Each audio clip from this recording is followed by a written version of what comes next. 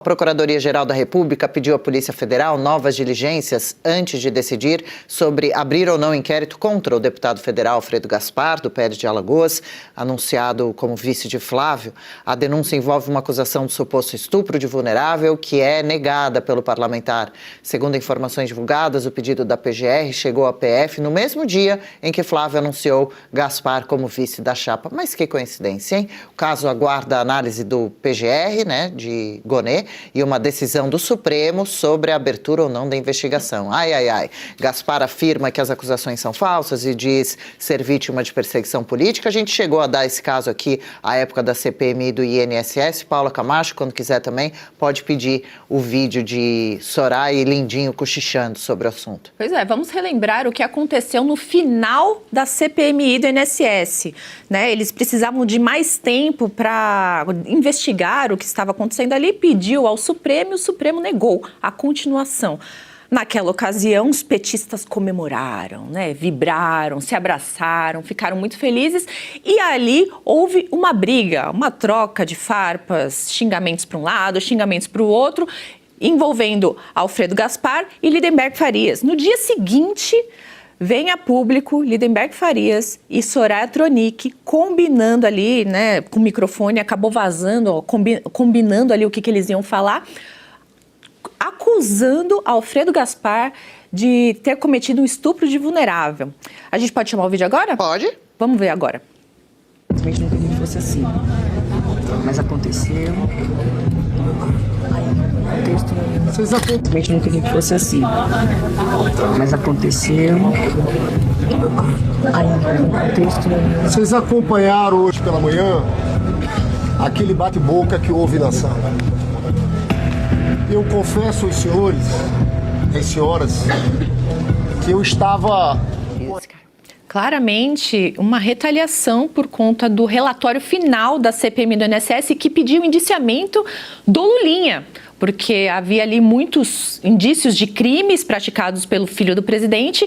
O Alfredo Gaspar, no final da CPMI, pediu, foi negado, claro, e depois disso, esses dois parlamentares aí, petistas, foram lá e acusaram o Alfredo Gaspar sem nenhuma prova de um crime gravíssimo. Veja, gente, eu não estou passando pano para ninguém. Todo e qualquer denúncia de um crime hediondo desta magnitude deve sim ser investigado. Mas o que aconteceu depois disso? Justamente, Alfredo Gaspar veio às redes sociais, negou tudo, deu seu DNA para provar que não tinha nada. A menina, a suposta vítima desse estupro de vulnerável, gravou um vídeo nas redes sociais dizendo que não tinha nada a ver, que ele era uma pessoa íntegra, que ele não havia praticado esse crime hediondo. E mesmo assim, o processo está lá parado na PGR, esperando uma definição pelo Gonê. Agora eu te pergunto, está parado até agora, vocês acham que vai andar ou não? Agora que Alfredo Gaspar foi anunciado como vice de Flávio Bolsonaro, vocês acham que ele vai dar continuidade a esse processo ou não? Responde aqui no nosso chat. É isso. Doutora Ludmila Lins Grilo, como juíza, gostaria de saber sua opinião sobre essa diferença, que você explicasse para a gente aqui, para a nossa audiência, de o fato de ele não ser investigado. Muitas fontes de notícias, alguns canais de comunicação chegaram a colocar ele é investigado por estupro e tiveram que fazer erramos. Ele não é investigado, ele é acusado de estupro em processo que está parado no Supremo, aguardando manifestação da PGR. Agora, nesse momento, a gente sabe, há interesse de boa parte, de aliados governistas, de que esse assunto venha mais à tona, gere um burburinho, quanto maior, melhor para eles. É sempre aquela história do prego que se destaca toma martelada. O Alfredo Gaspar estava lá na dele, antes dele ser relator do INSS, ele estava lá na dele e tal, quietinho, não acontecia nada. Quando ele se cacifou, ficou conhecido como relator, aí começam a pipocar essas denúncias. Então é claro que isso aí é a utilização do lawfare, é a utilização do sistema judiciário para perseguição de uma pessoa que está atrapalhando o sistema, como o Alfredo Gaspar. Ele está atrapalhando o sistema de continuar operando como sempre operou. O Alfredo Gaspar, ele tentou ali na CPI do INSS indiciar mais de 200 pessoas. Ou seja, foi um cara que tentou fazer ali alguma coisa, mas ele foi impedido. Infelizmente, esse relatório do Alfredo Gaspar não foi para frente, foi rejeitado, mas ele fez ali o papel dele e cumpriu com bastante maestria. Agora eu queria fazer um comentário aqui jurídico sobre essa acusação de abuso feita pelo Lindbergh e pela Soraya. É claro, para mim isso aí está muito claro que é uma mentirada, é o uso do lawfare, é o uso de denúncia falsa para acabar com a vida de um opositor. Agora é o seguinte, o Lindbergh e a Soraya, eles são parlamentares, olha só. E o parlamentar, como a gente sempre fala aqui, o parlamentar, ele tem uma coisa chamada imunidade material por falas, votos e opiniões. Ou seja, quem é parlamentar, diferente do cidadão comum, como eu, como você, o parlamentar, ele tem o direito de falar qualquer coisa sem ser punido. E esse é o problema. A imunidade parlamentar, lá na época do Daniel Silveira, acabou. Quer dizer, o Daniel Silveira não pôde ter imunidade parlamentar, foi punido pelas suas falas. Um monte de parlamentar aí já sofreu assédio judicial por conta de falas. O próprio Marcel Van Hatten, o Nicolas, vários, sempre de direita. Eles sempre são perseguidos, é sempre a imunidade material deles que é violada. Aí agora a gente pega esse caso aí do Lindbergh e da Soraya, fazendo o que provavelmente é uma acusação falsa contra o Alfredo Gaspar.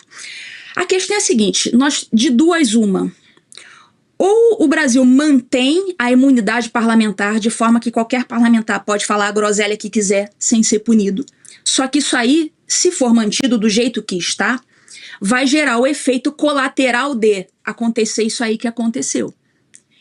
A Soraya e o Lindbergh, por mais falsa que seja a acusação, eles teriam a imunidade parlamentar. Então a imunidade parlamentar, ela tem esse efeito colateral. Vai fazer com que alguns parlamentares abusem do direito à imunidade e façam acusações falsas, falem as groselhas que eles quiserem. Por outro lado, se cair a imunidade parlamentar, digamos que se tire da Constituição a imunidade parlamentar, e o parlamentar deixa de ter aquela garantia, deixa de poder falar o que quiser. Se cair a imunidade parlamentar, penso eu, agora é minha opinião, penso eu que o efeito colateral vai ser muito maior, porque sem a imunidade, qualquer fala, ali até mesmo no púlpito, vai gerar um parlamentar de direita a ser perseguido. Então eu penso que isso aí infelizmente, é um efeito colateral, né, bem ruim da imunidade parlamentar, que eu penso que deve ser mantida na Constituição, embora a gente tenha que suportar esse tipo de efeito colateral aí.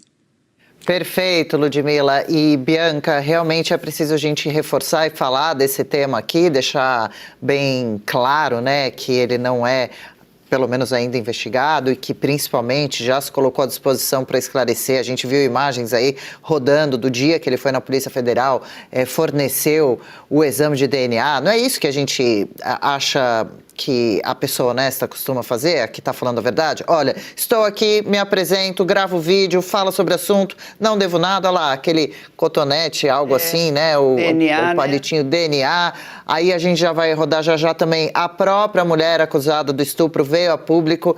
À época a gente mostrou aqui a íntegra no Oeste com Elas. Ela falou que nunca sofreu abuso e que a esquerda se desespera justamente para tentar acusar esse homem. O problema são os eleitores que se baseiam, como você dizia, em quê? Em manchetes, pura e simplesmente. E o pior é, assim, é o timing, né? Gente, se eles sabiam disso há tanto tempo, por que esperaram o Alfredo Gaspar divulgar o relatório final da CPMI que indiciava 200 pessoas, entre elas o filho do presidente? É muita coincidência, né, gente? O timing é maravilhoso, né, Paula? É impressionante como é tudo tão escancarado e é o modus operandi. Você não pode deixar de perceber essas coisas. Até aqui no chat, o pessoal falou, mas por que falar sobre isso? Alguém falou, né? Por que falar sobre isso?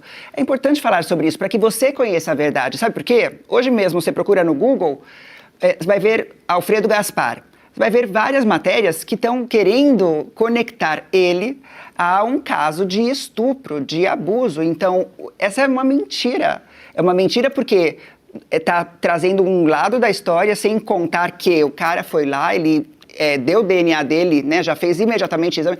Ele faz o que a esquerda não faz, que é o quê? Falar aqui, ó, eis-me à disposição. Estou aqui para falar, para trazer a verdade, façam os testes que forem necessários. Quem é a vítima? Essa vítima? Ah, então vai lá, interroga ela.